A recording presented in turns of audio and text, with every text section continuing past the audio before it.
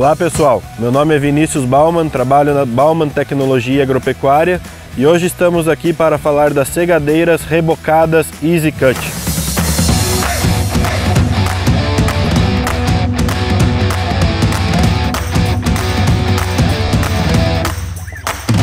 Dentro das segadeiras rebocadas modelo Easy Cut, temos variantes relacionadas a larguras de trabalho que vão de 2,80 a 4 metros de largura de trabalho.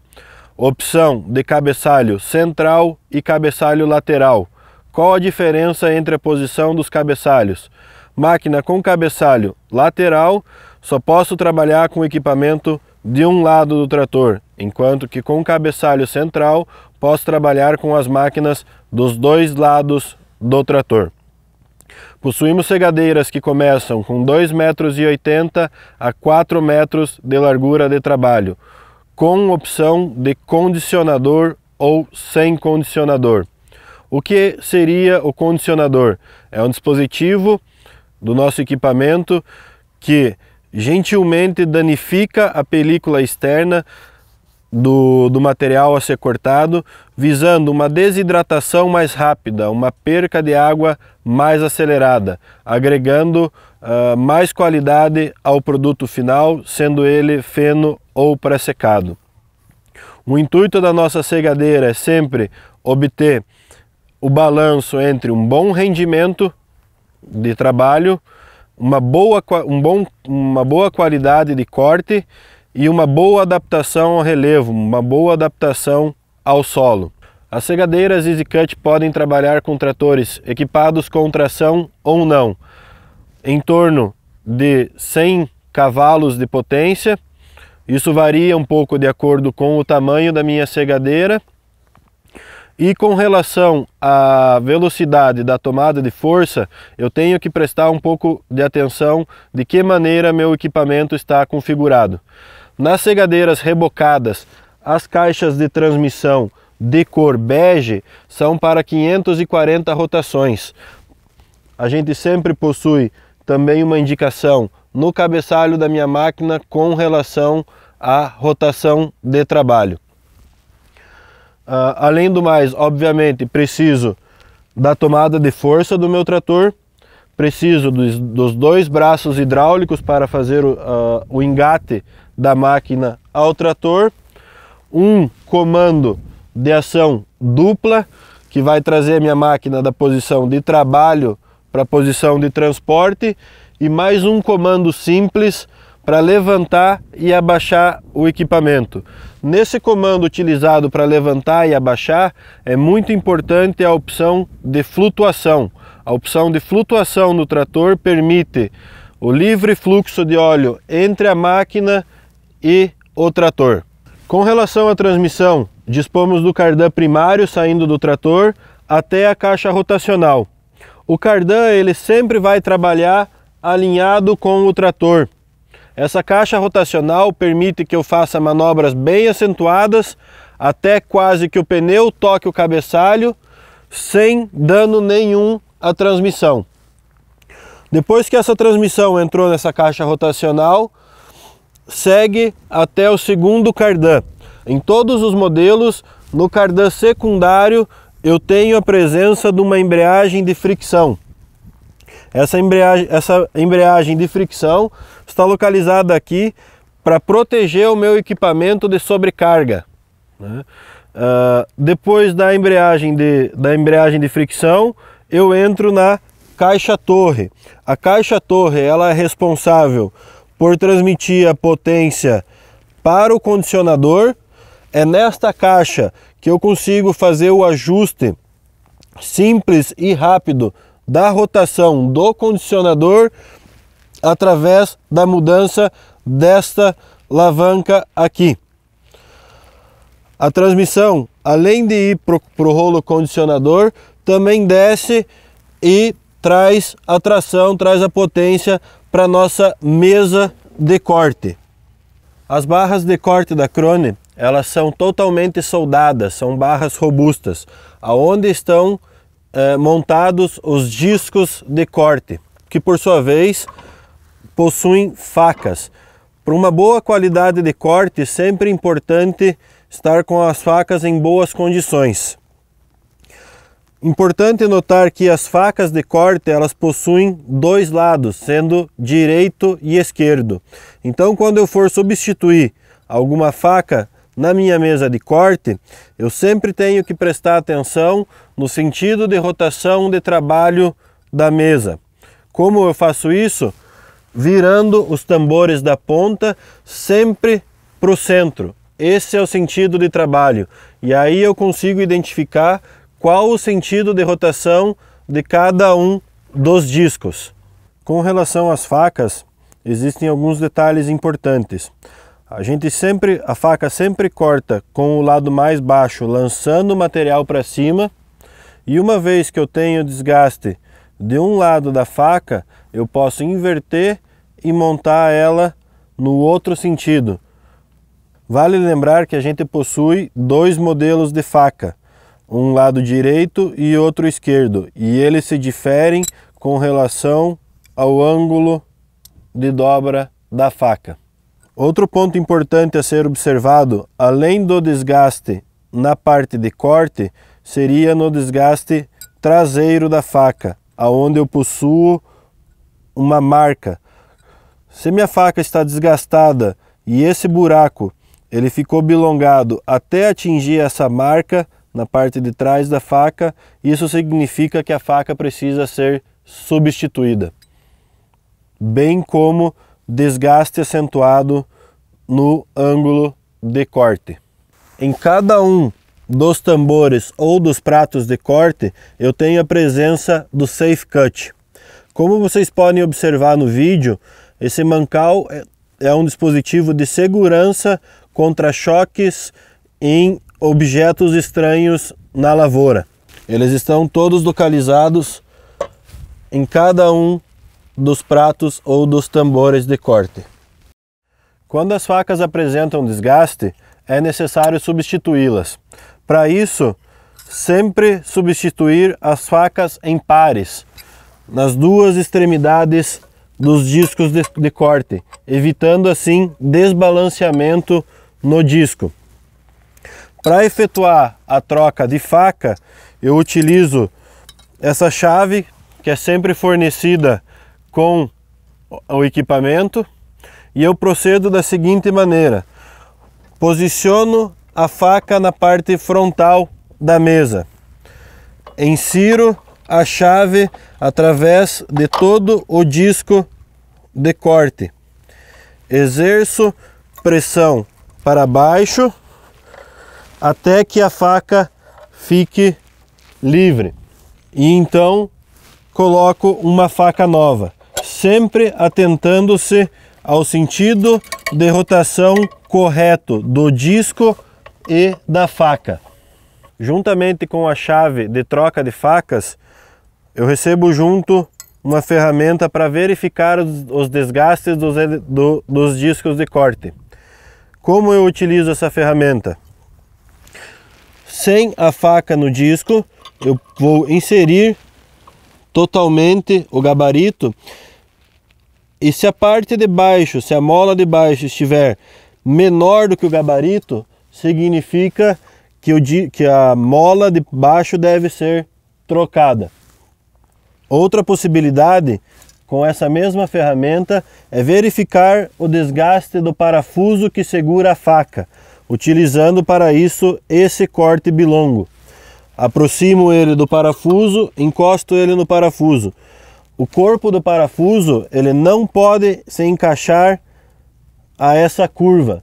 Se o parafuso encaixar aqui dentro, quer dizer que o nosso parafuso está desgastado e é necessário substituí-lo. A chave de troca de facas, como mencionado anteriormente, acompanha a máquina e no caso das segadeiras rebocadas, ela sempre vem guardada na parte traseira do chassi. Todo o material cortado pela barra de corte é lançado por cima do condicionador, do rolo condicionador. E o material ele sofre um impacto, um choque por esses dedos aqui. É possível ajustar a intensidade de condicionamento de duas maneiras. Primeiro, ajustando o espaço entre a chapa superior e o dedo. Quanto menor esse espaço, maior a intensidade de condicionamento. Segunda maneira de ajustar intensidade de condicionamento é através da transmissão da máquina, onde eu posso optar por 600 ou 900 rotações no rolo condicionador, independente da velocidade da barra de corte. Então, para o correto ajuste da intensidade de condicionamento, primeiro eu vou efetuar a regulagem da chapa superior e, se ainda assim eu não tiver o resultado esperado, eu vou mudar a rotação do condicionador. Então, através do ajuste da chapa superior, eu consigo ajustar a intensidade de acondicionamento. Quanto menor esse espaço, quanto mais baixa a chapa, maior será a intensidade do condicionamento. Então, para o primeiro ajuste da intensidade de acondicionamento, como a gente viu, a gente faz a regulagem da chapa superior aos dedos condicionadores, através dessa barra de rosca. Então, através dessa barra de rosca, eu aproximo ou eu distancio a chapa dos dedos acondicionadores. Qual a maneira correta de fazer isso aqui? Sempre atentando às normas de segurança. Funciono minha máquina na lenta, deixo ela virando na lenta, e aí aqui em cima eu venho rosqueando, abaixando a chapa até eu escutar que o dedo do condicionador tocou a chapa.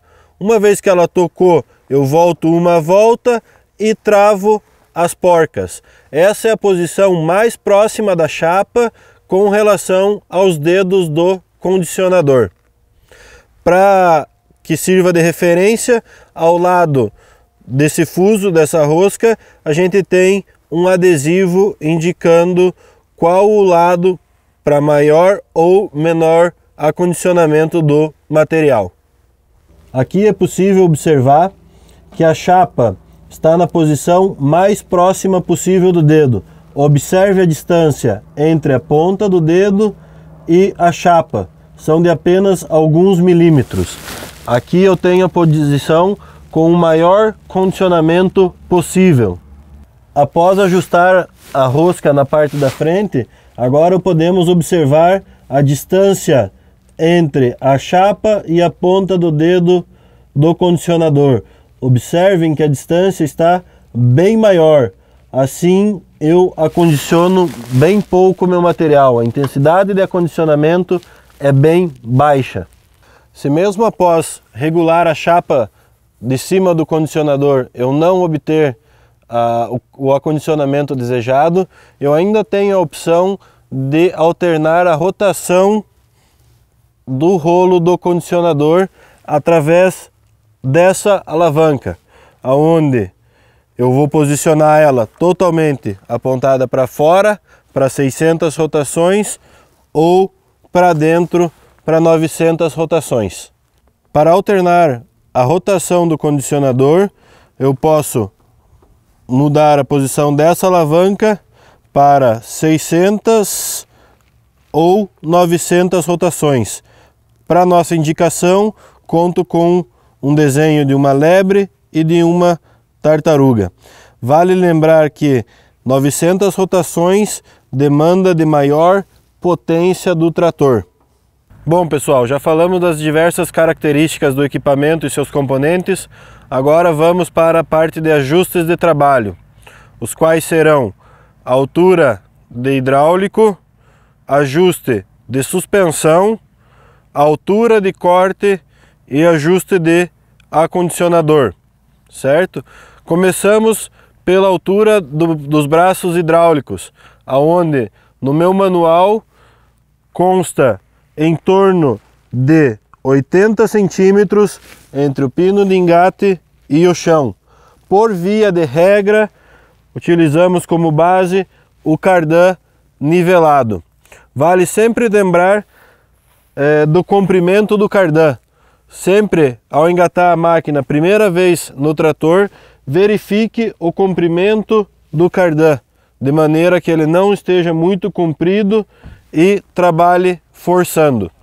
Pessoal, outro ajuste muito importante para a qualidade de corte e durabilidade da minha máquina está relacionado com o ajuste da suspensão. Tá? Como que minha máquina trabalha no quesito suspensão? No centro de gravidade da barra de corte eu tenho acoplado duas molas, tá? E através dessas duas molas eu ajusto a suspensão. Quanto mais através dessa barra de rosca, quanto mais eu estico a mola, mais eu removo o peso da cegadeira do chão. Quanto mais curta a mola, quanto menos tensionada a mola, maior será o peso da cegadeira contra o chão. Tá? Temos duas molas aqui e não se assustem se a regulagem de uma mola ficar diferente da regulagem da outra mola, pois nessa cegadeira a caixa de transmissão ela fica localizada de um dos lados, então o peso é maior de um dos lados. Então eu tenho que esticar um pouco mais a mola do lado mais pesado. Então qual seria o melhor ajuste de suspensão para minha cegadeira? O mais leve possível, o menor contato com o chão possível, desde que a minha cegadeira não perca o contato com o chão. Não acontece o que a gente chama de a barra de corte começar a galopar, a subir e perder o contato com o chão. Tá? Então, o mais esticado possível, sem que a máquina perca o contato com o chão. Por via de regra, uma dica seria tensionar as molas de maneira que quando eu vá na lateral da cegadeira e faço uma força para levantar essa cegadeira, eu erga aproximadamente 80 quilos. Então, pessoal, para ilustrar o que eu falei para vocês a respeito do tensionamento da mola, quanto mais eu tensiono a mola no centro, mais fácil fica de eu levantar a minha cegadeira. E esse é o ajuste que a gente mencionou de aproximadamente 80 quilos. A força necessária para levantar 80 quilos seria mais ou menos a força necessária para que eu retirasse a mesa da cegadeira do contato com o solo. Então, pessoal, outro ajuste muito importante se diz com relação à altura de corte. A altura de corte teórica da minha cegadeira varia de 2 centímetros a 8 centímetros de corte. Tá? Essa altura é facilmente regulada através desta manivela, aonde virando para um lado ou para o outro, eu vou ajustar o ângulo da barra de corte. Quanto maior o ângulo, quanto mais agressivo esse ângulo apontando para baixo, menor minha altura de corte. Quanto mais alta a parte da frente, quanto maior a inclinação para trás, mais alta vai ser a altura de corte. Tá? Se caso eu precise de uma altura de corte maior do que os 8 centímetros, existem alguns opcionais que são instalados abaixo da mesa de corte, visando aumentar a altura de corte. Então, com a instalação desse opcional, aí eu passo a ter minha altura de corte de 5 a 12 centímetros. E com a instalação de um segundo opcional, aí uma altura de corte de 10 a 16 centímetros aproximadamente. Como havíamos comentado a respeito de altura de corte, eu tenho uma altura máxima de corte. Por quê? Porque a partir do momento que eu estou com a barra de corte muito inclinada para trás, eu começo a perder qualidade de corte. O que eu faço então para ter uma altura de corte mais alta? Através da instalação desse opcional, que seria a sapata elevada, aonde eu vou aumentar o meu range de corte. Isso é bastante utilizado para capins tropicais ou solos que não estão tão bem preparados. Então, para que eu tenha um corte mais alto, eu acabo utilizando esses esquis de corte alto. A quantidade e a posição de cada uma dessas sapatas varia conforme modelo. Então, para mais informações de como instalar e a quantidade de esquis que devem ser instalados, consulte o manual. Pessoal, antes de falarmos de manutenção, é importante lembrarmos quanto às normas de segurança e segurança no trabalho. Por favor, atentem a todas as normas, a todas as condições de segurança durante o trabalho ou durante as manutenções, certo? Para manutenções corriqueiras e diárias, começaremos com verificação dos níveis de óleo das caixas de transmissão, da caixa primária, da caixa torre. Tá? Todos os pontos de lubrificação para a graxa estão demarcados na máquina através dos adesivos azuis. Tá? Outra manutenção muito importante, pessoal, após um certo período com a minha máquina parada, exposta a intempéries, a chuva, a umidade, o que pode acontecer? A minha embreagem pode grudar, ela pode enferrujar. Tá? E aí, quando eu tiver uma sobrecarga no meu equipamento, essa embreagem que deveria proteger a minha transmissão vai estar grudada, não vai proteger a transmissão. Tá? Então, após alguns períodos com essa máquina parada, para voltar a trabalhar, proceda com a ventilação da embreagem. A maneira de como fazer isso aqui está descrita no manual de operação da máquina. Caso você esteja trabalhando com a sua máquina e por algum motivo tenha alguma sobrecarga ou obstrução, por exemplo, a minha máquina embuchou com um montante muito grande de capim, a minha embreagem vai entrar em ação, vai proteger a minha máquina. O que eu devo fazer? Desligar o trator, desobstruir o local de trabalho, a barra de corte e o condicionador, aguardar alguns minutos até que essa embreagem ela se esfrie e aí sim eu posso voltar a trabalhar. Vale lembrar que quanto mais vezes a embreagem entrar em ação, menor vai ser o seu torque.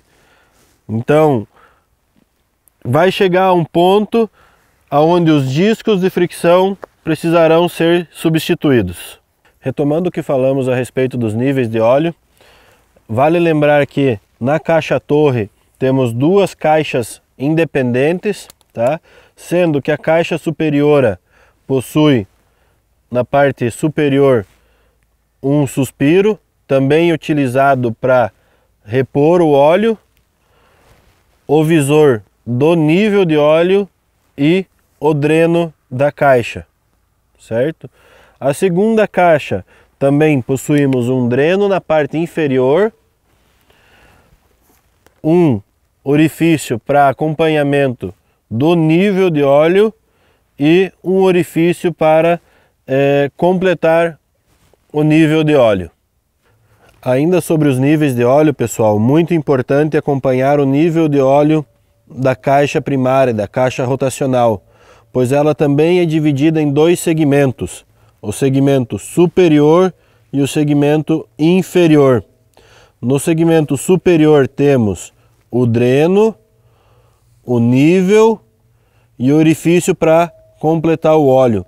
Isso referente à caixa superior.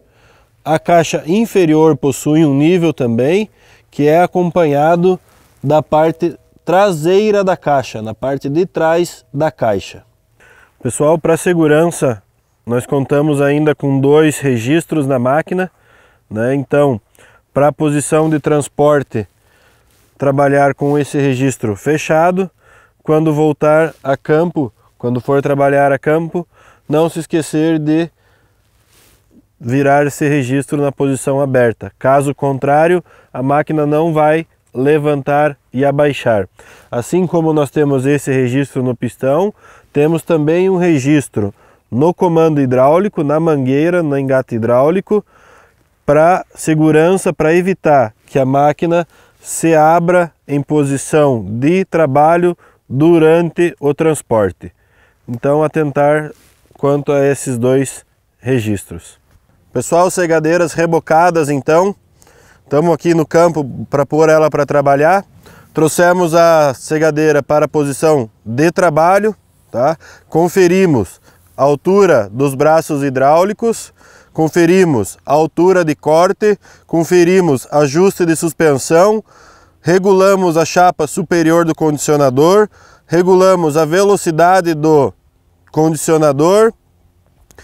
Vamos ligar o trator, ligar a tomada de força em lenta, acelerar até 540 rotações, baixar a máquina na posição de trabalho, né? E começar devagarzinho, e conforme o terreno for permitindo, o material for permitindo, eu vou aumentando a velocidade até no máximo aí 13, 14 km por hora.